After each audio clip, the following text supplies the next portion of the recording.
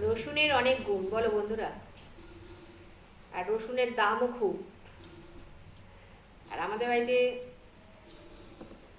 ছেলে রসুনটা খুব ভালো খায়। মানে দিনে যাই রান্না হোক না কেন, রাতে রসুন বেশি করে দিয়ে একটু পেঁয়াজ, শুকনো লঙ্কা হোক কাঁচা লঙ্কা হোক দিয়ে একটা আলু মাখা ওর চাই। মানে আলু চোখা যেটা বলে মানে জমিয়ে।